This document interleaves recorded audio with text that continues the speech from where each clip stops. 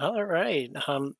In our learning objectives for this lesson is students will hear and discuss a story.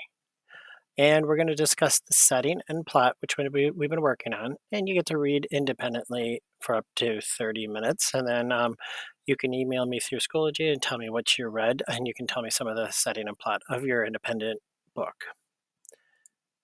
All right, so just a little review. We have characters. Characters can be creatures, can be animals, and people. And setting too is where and when, what time frame, and what places they were.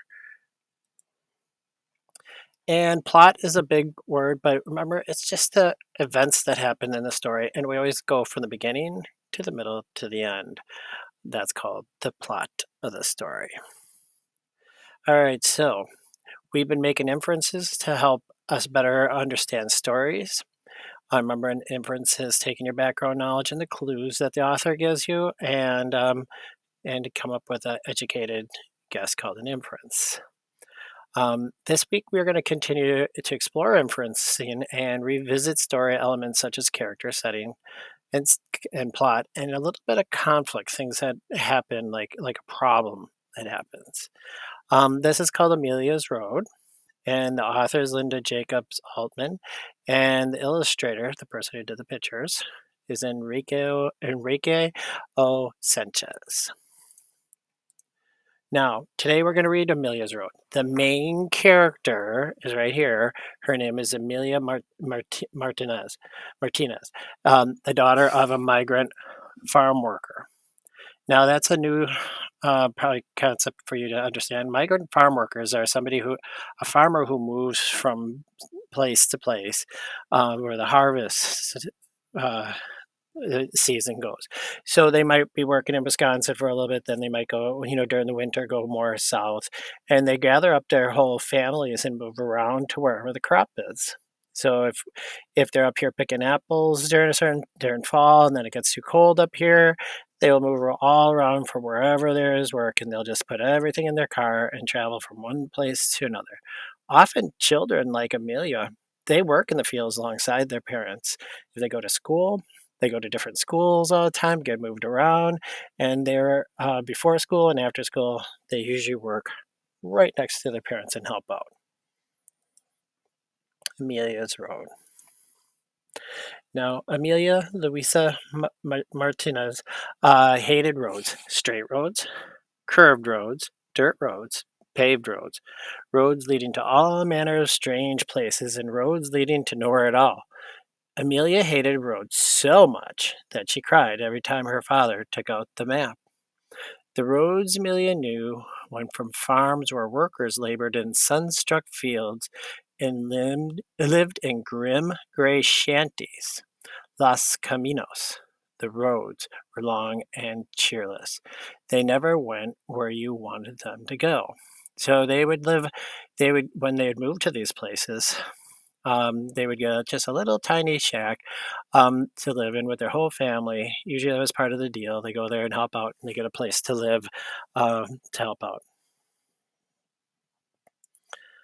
Now, Amelia wanted to go someplace where people didn't have to work so hard or move around so much or live in labor camps. Her house, in her mind, would be white and tidy with blue shutters at the windows and fine old shade tree growing in the front yard. She would live there forever and never have to worry about Los Caminos again. It was almost dark when their rusty old car pulled to a stop in front of cabin number 12 at the labor camp. Again, when you get there, you can see number 12, they would just assign them a cabin to live in for a little bit. Is this the same cabin we had last year? Amelia asked, but nobody remembered. It didn't seem to matter to the rest of the family. It mattered a lot, though, to Amelia. From one year to the next, there was nothing to show Amelia had lived here, gone to school in this town, worked in these fields. Amelia wanted to settle down. She really wanted to belong. Maybe someday, said her mother, but that wonderful someday never seemed to come. Can you picture yourself like having to move to different places and new schools all the time? Mama, Amelia asked, where was I born? Mrs. Martinez paused for a moment and smiled. Where? Let me see. Must have been in Yuba City, because I remember we were picking peaches at the time. That's right, peaches, said Mr. Martinez, which means you were born in June. Amelia sighed. Other fathers remember days and dates. Hers, they'll remember crops. Mr. Martinez marked all the important occasions of life by the never ending rhythm of the harvest. Again, could you imagine not knowing, having your parents not know when exactly you were born? The next day, everybody got up at dawn. From 5 to almost 8 in the morning, Amelia and her family picked apples. Even though she felt sleepy, Amelia had to be extra careful not to bruise the fruit, because if the fruit falls down to the ground, it kind of gets that brown spot on it. By the time she had finished her morning work, Amelia's hands stung and her shoulders ached. She grabbed an apple and then had to hurry off to school. These are little different situations than you used to. Last year, Amelia spent 6 weeks at Fillmore Elementary School, and not even the teacher had bothered to learn her name. This year, the teacher bothered. She welcomed all new children to her classroom and gave them name tags to wear. She wore a name tag herself. It said Mrs. Ramos. Mrs. Ramos asked the class to draw their dearest wishes. Share with us something that's really special to you. Amelia knew exactly what that would be. She drew the prettiest white house with a great big tree in the front yard. When Amelia finished, Mrs. Ramos showed her picture to the whole class. Then she pasted this bright red star up here on the top.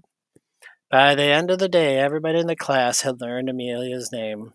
Finally, here was a place where she wanted to stay. A lot of times in these schools, the kids would come and go, and so some of the teachers would just give up and not even learn their name because they'd be gone in a couple of weeks. That's pretty sad, but this teacher is special. Amelia couldn't wait to tell her mom about this wonderful day. Feeling as bright as the sky, she decided to look for a shortcut back to camp. That is when she found it. The accidental road, she called it. Amelia called it the accident road because it was narrow and rocky, more like a footpath that happened by accident than the road that somebody built on purpose. She followed over the grassy meadows through a clump of bushes and down a gentle hill. There, there, where the accident on the road ended, stood this most wondrous tree right here. It was old beyond knowing and quite the sturdiest, most permanent thing Amelia had ever seen. When she closed her eyes, she could even picture it in her front of her tidy white house that she imagined. Amelia danced for joy, her black hair flying as she twirled around and around in the meadow. Almost every day when work and school were over, Amelia would sit beneath the tree and pretend she had come home. More than anywhere in the world, she wanted to belong to this place and know that it then belonged to her. But the harvest was almost over, and Amelia didn't know what she'd do when the time came for leaving. She asked everybody for advice. She asked her sister Rosa. She asked her parents, her brother Hector, her neighbor at camp, and Mrs. Ramos at school. But nobody would tell her what to do. The answer, when it came, was as nearly as accidental as the road itself. Amelia found an old metal box that somebody had tossed in the trash. It was dented and rusty, but Amelia didn't care. That box was the answer to her problems. She set to work at once, filling it with Amelia things. First, she put it in the hair ribbon her mom had made her one Christmas. Next, the name tag that Mrs. Ramos had given her, then a photograph of her whole family taken at her last birthday. And after that picture she'd drawn And after that, the picture she'd drawn in class with a bright red star right here on top of it. Finally, she took out a sheet of paper and drew a map of the accidental road from the highway to the very old tree. In her best lettering, she wrote Amelia's Road on the path. Then she folded the map and put it in the box. When the apples were finally picked, Amelia's family and the other workers had to get ready to move again. Amelia made one more trip down to the accidental road, this time with her treasure box. She dug a hole near the old tree and placed the box inside, covered it over with dirt. Then she set a rock on top so nobody would notice the freshly turned ground. When Amelia finished, she took a step back and looked at the tree. Finally, here was a place that she belonged, a place where she could come back to. "I'll be back," she whispered, and then she turned away. Amelia skipped through the meadows, laughed at the sky, and even turned cartwheels right in the middle of the accidental road. When she got back to camp, the rest of the family had already started packing up the car. Amelia watched them for a moment, then took a deep breath and joined in to help. Look at her expression. For the first time in her life, she didn't cry when her father took out the road map. The end. So, I want you to take a little time and write a little bit here. I'm going to put on, right after this, it's going to be a little slide. What happens? What is the story? The beginning, in the middle, and the end. That's the plot. Okay. So, and a little bit about like who are the main characters and some of the setting too. So, all right, that's it. I hope you enjoyed Amelia's Road.